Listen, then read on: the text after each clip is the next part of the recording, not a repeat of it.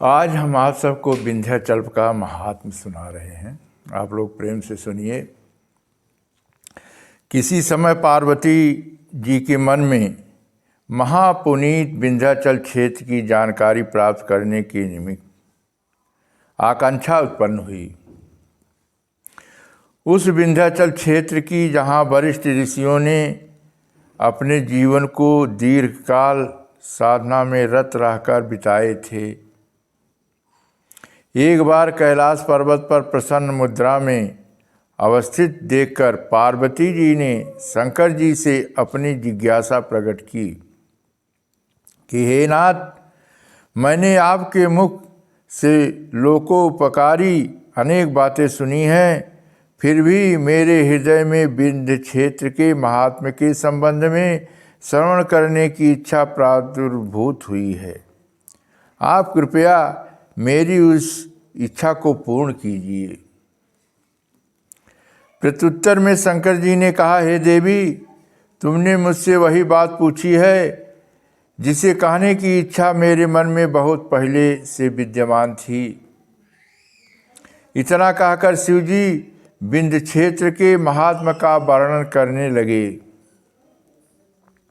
एक बार शौनकाद ऋषियों ने ब्रह्मा जी के पास जाकर निवेदन किया कि हम लोग कलयुग के आगमन से भयभीत हैं, अतः आप कोई ऐसा सुरक्षित स्थान बता लाएं जहाँ कलयुग का प्रवेश ना हो सके।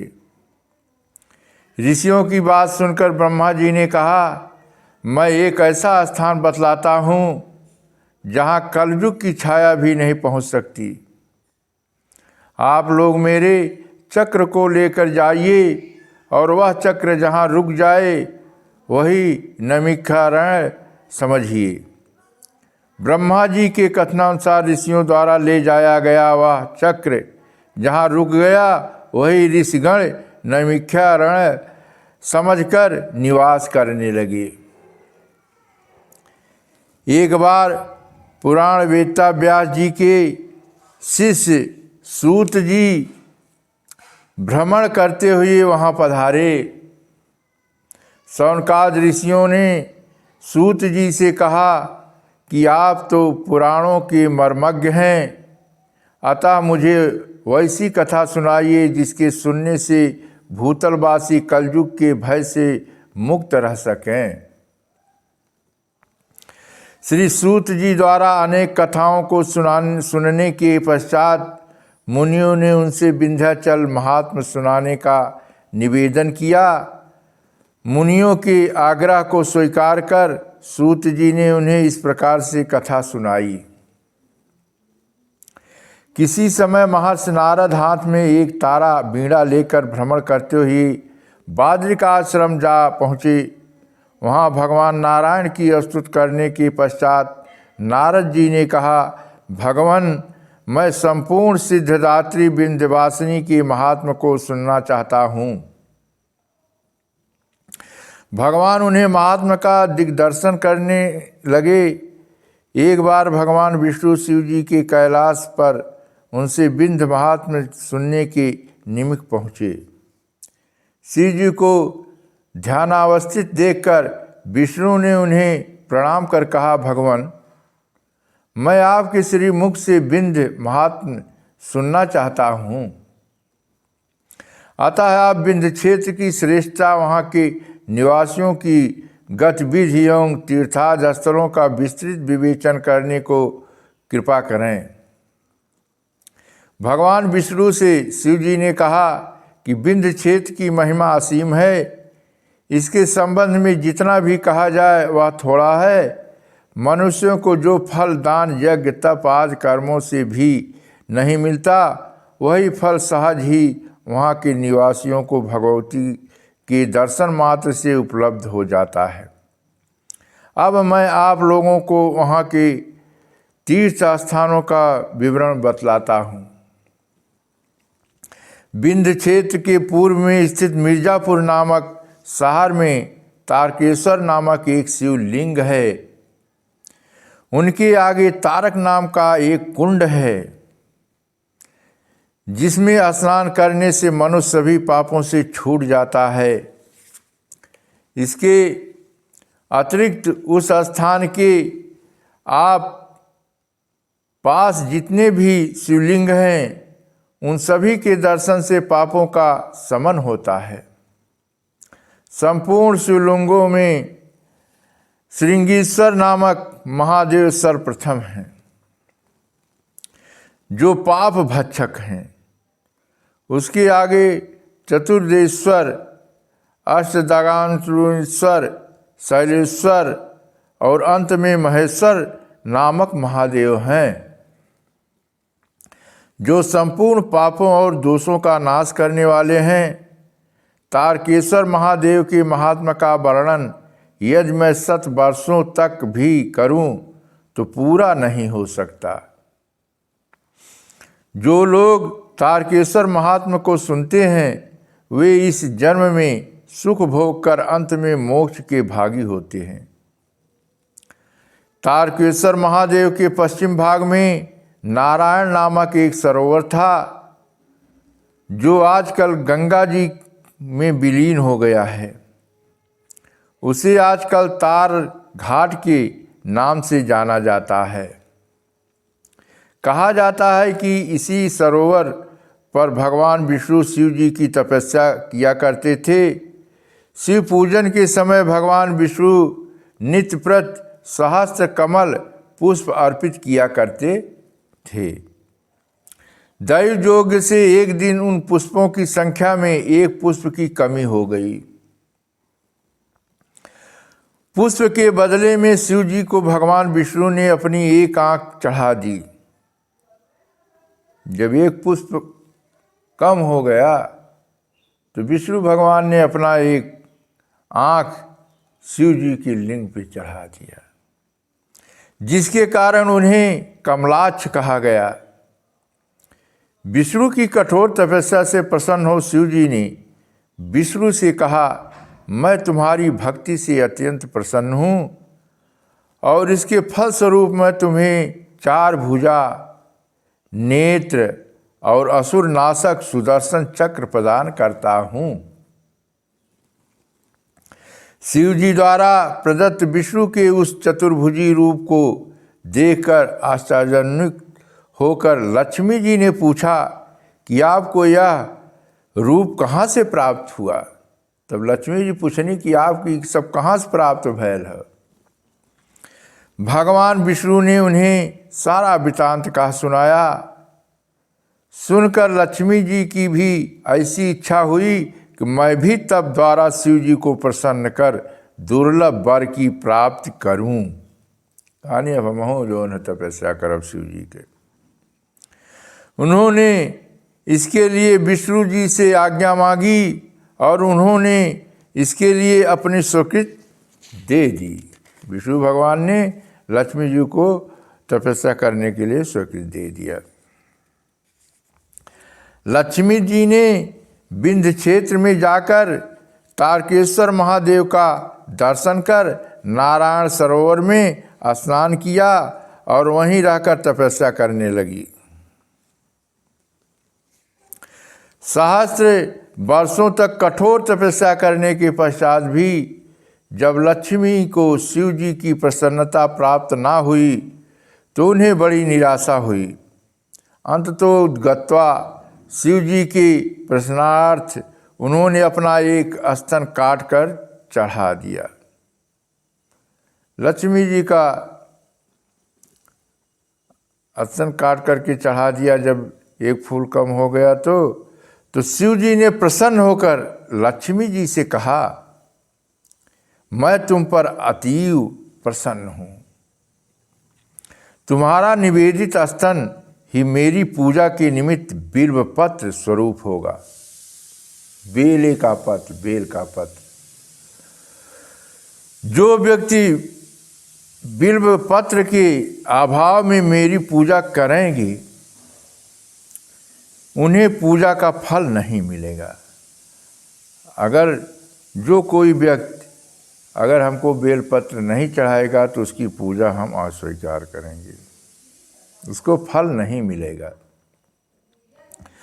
तपस्या के फलस्वरूप लक्ष्मी जी भुवन मोहिनी स्वरूप का वरदान पाकर वैकुंठ लोक में चली गईं। आज भी नारायण कुंड के पास महालक्ष्मी कुंड स्थित है, जिसमें स्नान दान करने से मनुष्य परम गति का अधिकारी हो जाता है। महालक्ष्मी कुंड के पश्चिम भाग में ब्रह्म कुंड अवस्थित है, जहाँ पर अपनी तपस्या द्वारा ब्रह्मा जी ने भगवान विष्णु को प्रसन्न करके चराचर की सृष्टि करने की सामर्थ्य प्राप्त की थी। किसी समय महर्षियों ने ब्रह्मा जी से विनय पूर्वक पूछा कि इस विश्व में ऐसा कौन सा स्थान है जहाँ तपस्या करने से संपूर्ण पापों की निवृत्ति हो जाए। सप्तऋषियों की बात का उत्तर देते हुए ब्रह्मा जी ने कहा, सभी पापों का नाशक केवल एक विंध्य क्षेत्र ही है। वहाँ तपस्या करने से सभी सिद्धियाँ उपलब्ध होती हैं। सृष्टि निर्माण के पूर्व मुझे कुछ भी ज्ञान नहीं था। आकाशवाणी के निर्देश से मैंने उस क्षेत्र में तपस्या की थी। ब्रह्मा जी के कथनानुसार सप्तऋषियों ने विंध्य क्षेत्र के ब्रह्मकुंड के पश्चिम सप्तऋषि कुंड बनाकर तप किया। सप्तऋषि नामक कुंड आज भी उस क्षेत्र में वर्तमान है। सप्तऋषि कुंड के निकट पश्चिम भाग में अवस्थित सनकादिक मुनियों का कुंड है, जो समस्त सुखों का दाता और मोक्षप्रद माना गया है।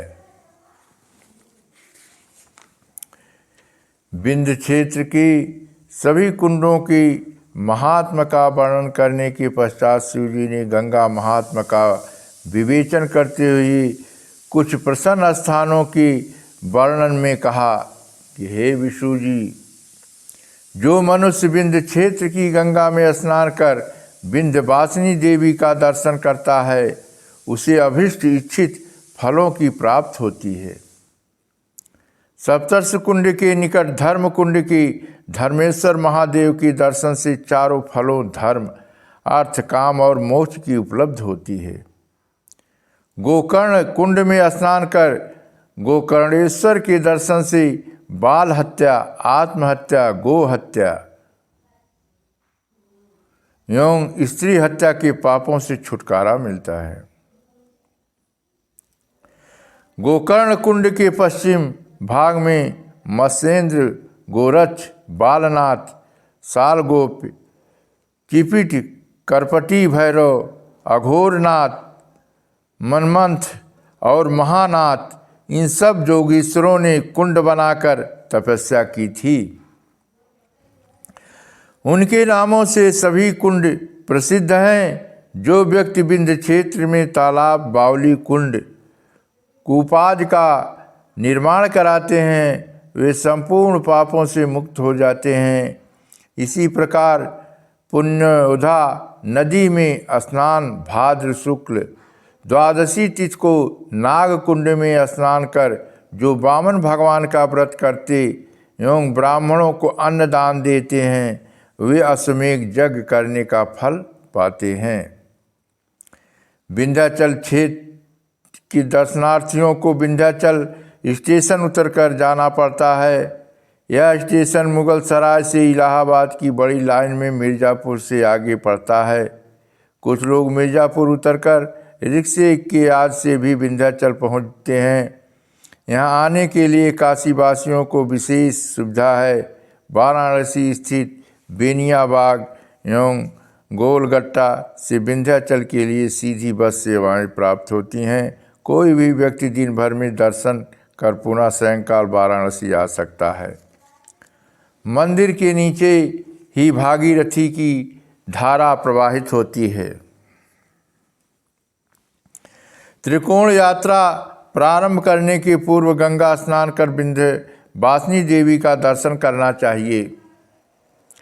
मंदिर के निकटस्थ देवी का दर्शन कर वहाँ से लगभग 1 किलोमीटर की दूरी पर काली जी का मंदिर है, जिसे काली खो के नाम से जाना जाता है। वहाँ से थोड़ी ही दूर पर श्री भैरव जी का मंदिर है। जहाँ दर्शन के उपरांत पहाड़ में बनी 151 सीढ़ियाँ चढ़कर पर्वत पर जाना पड़ता है। पहाड़ पर चढ़ने के बाद लगभग 4 मील की दूरी पर गेरुआ तालाब और श्री कृष्ण भगवान का मंदिर है। वहाँ से कुछ ही दूरी पर मोतिया तालाब स्थित है। यह तालाब पानी को रोककर बनाया गया है। तत्पश्चात 2 फरलांग की दूरी पर 52 सीढ़ियाँ नीचे उतरने पर सीता कुंड मिलता है। सीता कुंड से 4 मील की दूरी पर पूर्व की ओर परम्बा जगदम्बा अष्टभुजा देवी का मंदिर है। वहाँ से उतरने पर रास्ते में पूर्व की ओर ही भैरव कुंड पर्वत के नीचे मंगला गौरी था। वहाँ से 2.5 फरलांग की दूरी पर श्री रामेश्वर नाथ जी का मंदिर है। रामेश्वर जी के मंदिर से लगभग 1.5 फरलांग के अंतर पर श्री तारा देवी का मंदिर है। वह स्थान राम गया के नाम से भी प्रसिद्ध है। भक्तजन यहाँ पर गंगा स्नान का भी लाभ उठाते हैं। यहाँ से आगे बढ़ने पर शिवपुर नामक बाजार के पूर्व भाग में श्री संकटा देवी का मंदिर निर्मित है, जिसे जनसाधारण सुरवा का इमली के नाम से भी संबोधित करते हैं। विंध्याचल देवी के दर्शनार्थ आते समय रास्ते में श्री हनुमान जी एवं भैरव जी का दर्शन करने के पश्चात ही विंध्यवासिनी देवी का दर्शन करना चाहिए। इस प्रकार विंध्याचल देवी के दर्शन करने पर ही त्रिकोण यात्रा की सफल समाप्त होती है। बोलो विंध्याचल मैया की जय।